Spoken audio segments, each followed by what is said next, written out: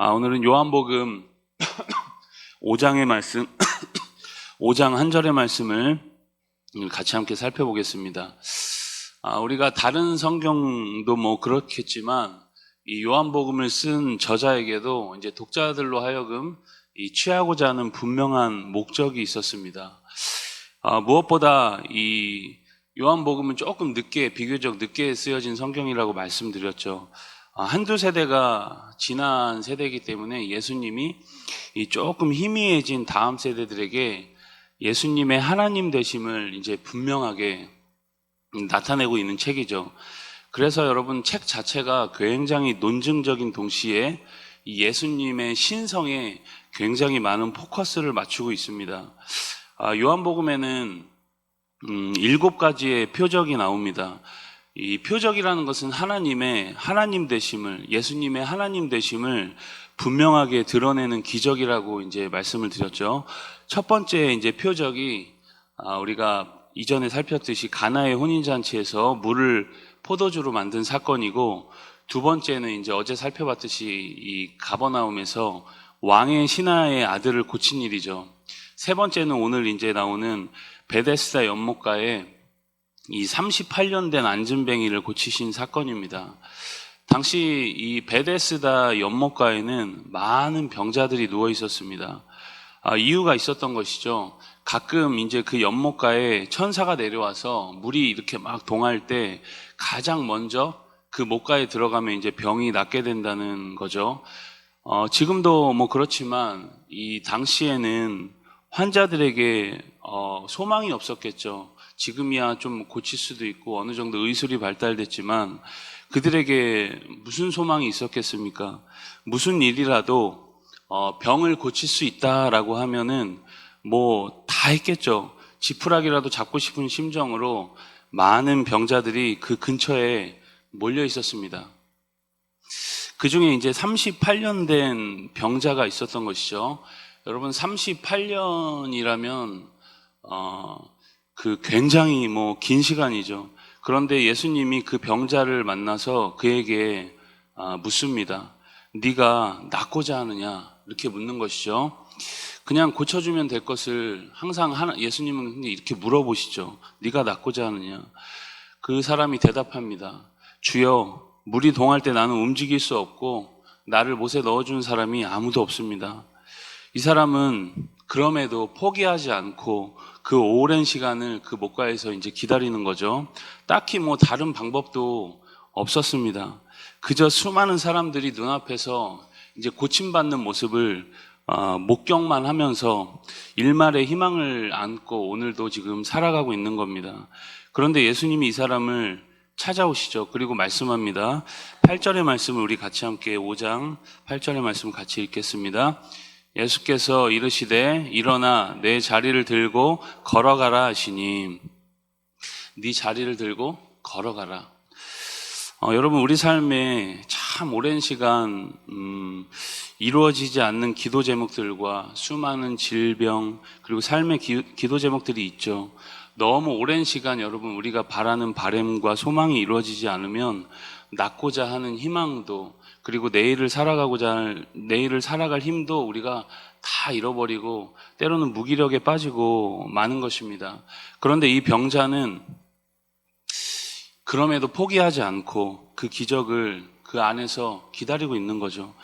여러분, 우리 삶에 좋은 일만 가득하면 좋겠지만 때로는 비참한 일도 우리 가운데 많이 있고 또 겪기 싫은 슬픈 일들도 우리 삶에 참 많이 있죠. 오랜 시간 뭔가 자꾸 일이 꼬이고 기도는 아무리 해도 허공을 치고, 그때 우리는 이 38년 된 병자의 그 심정을 우리가 함께 기억하면서 여러분, 끝까지 포기하지 않는 것이 참 중요하다는 것을 우리가 꼭 기억을 해야 합니다. 네가 낫고자 하느냐? 예수님이 물으실 때 우리 역시 여러분 빠르게, 주님, 제가 낫고 싶습니다. 저를 물에 넣어준 사람이 없습니다. 이렇게 빠르게 대답할 수 있도록 우리가 항상 마음의 준비를 하고 있는 것이죠. 그런데 이 치유의 기적이 이 안식일에 또 일어나고, 유대인들은 병 나은 사람에게 안식일에 자리를 들고 일어나는 것이 맞냐? 자꾸 그렇게 또 추궁을 하는 겁니다.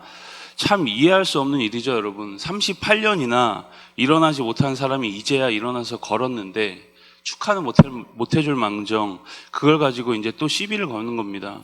여러분, 치료받은 사람이 얼마나 기쁘고 그 일이 얼마나 대단한 일인지 감탄하기보다는 지금 안식일 조문 거기에 이제 빠져가지고 그거에만 이제 관심이 있는 거죠. 여러분, 안식일이 애초에 왜 생긴 거죠? 안식일이라는 것이 여러분 적어도 일주일에 한 번은 하나님께서 그런 장치를 놓으신 겁니다. 일주일에 한 번은 집중적으로 하나님을 경험하라는 겁니다. 내가 아무것도 안 해도 하나님이 나를 도우시는구나. 그래서 옛날 신앙 선배들은 주일에도 아무 일 안 했죠. 그죠? 가게를 하시는 분들도 가게를 닫았습니다. 내 힘으로 안 되는 것을 주님 앞에 다 맡겨라. 그러면서 주님의 일하심을 경험하라. 일주일에 한 번은 최소한. 그 말을 그것 때문에 이제 안식일을 제정하는 겁니다. 그저 아무것도 하지 않는 것에 이제 포커스를 맞춘 것이 아니죠. 안식일 자체가 사람을 위해서 있다라는 겁니다. 하나님도 일주일에 한 번 여러분 쉬셔야 되나요? 하나님도 일주일에 한 번 쉬셔야 될 만큼 뭐 힘드신가요? 그게 아니죠. 그들은 여러분 본질은 다 잊어버리고 현상에만 집중합니다. 마음이 완전 망가진 거죠. 예수님은 내 아버지께서 이제까지 일하시니 나도 일한다. 그렇게 말씀합니다. 유대인들은 그것 가지고 또 시비를 걸죠. 하나님은 자기 아버지라고 해서 또 자기를 하나님과 동등한 위치에 이제 올려놓는다는 겁니다. 그에 대한 예수님의 대답이 이제 19절부터 29절까지 쭉 이어집니다. 예수님은 자신의 신성과 하나님 되심을 스스로 논증을 하십니다. 특별히 영생과 관련되어서 자신이 어떤 분이신지 이제 설명하는 거죠. 우리 24절의 말씀도 같이 함께 읽겠습니다. 내가 진실로 진실로 너에게 이르노니 내 말을 듣고 또 나를 보내신 이를 믿는 자는 영생을 얻었고 심판에 이르지 아니하나니 사망에서 생명으로 옮겼느니라. 아멘. 여러분, 내 말을 듣고 또 나를 보내신 이를 믿는 자가 어떻게 된다는 거죠? 사망에서 생명을 옮겼다. 쉽게 말해서 영생을 얻는다는 겁니다. 예수님 스스로가 자신이 하나님이라는 것을 지금 간접적으로 계속 말씀하는 거죠. 여러분, 영생은 어떻게 얻습니까? 여러분, 영생이라는 것을 어떻게 얻어요? 여러분, 그 예수님의 말씀을 듣고 하나님 되신 그분을 믿을 때 우리가 영생을 받는 겁니다. 아무리 지식적으로 훌륭하다고 할지라도 예수님을 인정하지 않고 예수님을 받아들이지 않으면 구원받을 수 없는 겁니다. 그래서 여러분, 아무리 똑똑한 사람도 다 아는 것 같지만 사실은 영적인 의미에서 볼 때 아무것도 모르는 사람인 거죠. 이어서 여러분 30절부터 47절까지 예수님께서 아주 심오한 이야기를 하십니다. 하나님과 자신을 동등시하면서 자신이 던지는 모든 메시지가 하나님께로부터 온 것임을 계속해서 증언하십니다.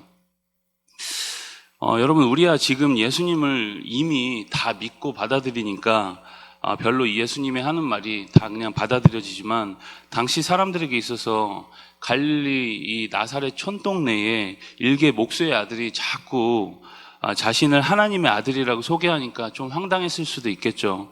사람들은 계속해서 그를 공격합니다. 그리고 그 말의 진위를 지금 파악하려고 드는 거죠.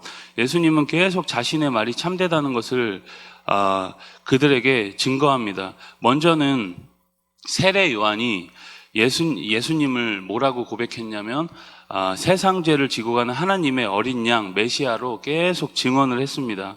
그런데 그것보다 더 큰 증거가 있다는 겁니다. 우리 36절의 말씀을 같이 읽겠습니다. 내게는 요한의 증거보다 더 큰 증거가 있으니 아버지께서 내게 주사 이루게 하시는 역사 곧 내가 하는 그 역사가 아버지께서 나를 보내신 것을 나를 위하여 증언하는 것이요. 뭐죠? 아버지께서 내게 주사 이루게 하시는 역사 곧 내가 하는 그 역사가 내가 하나님의 아들, 내가 하나님이라는 것을 증거하고 있다는 겁니다. 요한복음에는 여러분 예수님이 이루신 그 기적, 표적이 7가지가 나온다고 말씀드렸죠. 그러한 표적 자체가 예수님의 하나님 되심을 증거하는 것이라는 겁니다. 방금 38년 된 병자가 일어난 사건도 그 대표적인 표적이었던 것이죠. 우리가 여러분 가끔 이 병에서 노임을 받기도 하고 또 귀신이 쫓겨가고 여러 신비한 체험을 우리 삶에서 하기도 합니다. 예전에는 그런 일들이 더 많이 있었죠. 여러분, 하나님께서 우리에게 신비한 체험을 가끔 주시는 이유가 뭘까요? 예수님의 하나님 되심을 기억을 하라는 겁니다. 예수님의 하나님 되심을, 쉽게 말해서 예수님을 더 잘 믿게 하기 위해서 주시는 하나님의 기적들이라는 거죠. 그냥 신기한 거 보여줄게 하면서 그냥 보여주는 것이 아니라 예수님을 주인으로 받아들이게 하는 그 매개체가 바로 기적인 것입니다. 그런데 가끔 이러한 기적과 은사를 체험하고 예수님과 더 멀어지는 사람들이 있죠. 자신이 마치 뭔가 대단한 것을 체험하고 대단한 사람이 된 것인 양 의스대는 거죠. 이러한 여러분 기적과 체험은 예수님을 더 잘 믿고 그분을 의지하게 하려는 하나님의 증거와 증언이다. 예수님이 오늘 말씀하는 거죠. 아버지께서 내게 주사 이루게 하시는 역사, 곧 내가 하는 그 역사가 나를 하나님으로 증언하고 있다는 겁니다. 예수님은 또 다른 증거를 말씀하시죠. 우리 39절의 말씀도 같이 읽겠습니다.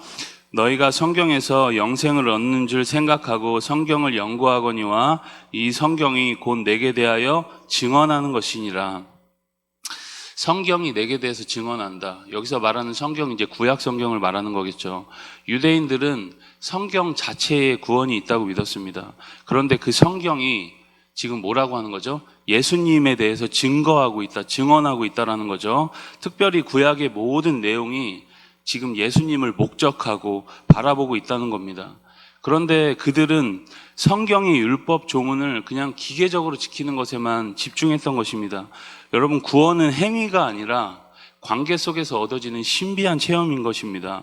그래서 우리가 이 구약 성경을 읽을 때도 뭘 잘해야지, 구약 성경에 뭐 하지 말라 하라는 게 많으니까 구약 성경 안에서 뭔가 우리의 의지를 북돋을 수 있는 어떤 율법 조문에 이제 관심을 가지고 읽는 거죠. 물론 그런 것도 필요하지만 그 안에서 하나님의 그 마음과 복음을 경험하는 것입니다. 구약에도 놀라운 하나님의 그 사랑하심과 능력들이 있는 거죠. 진정한 메시아를 바라보고 그분과 생명적 관계를 맺으라고 그 많은 상징과 예표가 구약에 있었던 것입니다. 그런데 그들은 그렇게 사랑하고 삶의 전부로 여겼던 구약의 주인공인 메시아 그리스도가 이 땅에 오셨는데 전혀 믿지 않습니다. 그들의 열심은 있었긴 있었는데 이제 관역을 빗나간 거죠. 하나님의 말씀이 아닌 자신들이 만든 인위적인 어떤 종교 전통에 대한 그런 열심일 뿐이었습니다. 여러분, 이렇게 그릇된 열심은 차라리 열심히 하지 않는 것보다 더 위험하다는 것을 우리가 항상 기억을 해야 합니다. 우리가 방향을 분명히 설정하고 그 방향을 향해 달려가는 것이죠. 예수님은 하나님이시면서 절대 스스로 영광을 취하지 않으셨습니다. 아버지와의 관계 속에서 자신을 드러내셨고 자발적으로 아버지께 순종하고 그분의 영광만을 드러내셨습니다. 그런데 유대인들은 사람에게서 영광을 취하고 유일하신 하나님께로부터 오는 영광을 구하지 않는다는 겁니다. 방향이 완전히 빗나갔다는 거죠. 그러니 예수님을 믿을 수 없었던 것입니다. 그들의 목표는 하나님을 찬양하는 것이 아니라 사람들의 시선과 그들로부터 오는 영광을 받는 것이 전부였던 것입니다. 이런 그들에게 예수님은 구원자가 아닌 그저 그냥 가시 같은 존재, 자꾸 이상한 일을 하는 약간 이상한 존재로 여겨졌던 것이죠. 그럼에도 예수님은 자신을 박해하고 죽이려는 이들을 외면하지 않고 그들을 끝까지 긍휼히 여기십니다. 그리고 계속 자신을 자세하게 소개하시죠. 그들과 부대끼면서 자신의 사랑을 나타내십니다. 여러분, 세상에 이런 사랑이 어디에 있을까요? 오늘 우리가 이 사랑을 기억하시면서 다 믿음으로 승리하는 은혜가 우리 삶 가운데 넘치기를 주님의 이름으로 축복합니다. 우리 요한복음 5장의 말씀을 경청합니다. 주의 말씀은 내 발의 등이요 내 길의 빛이니이다.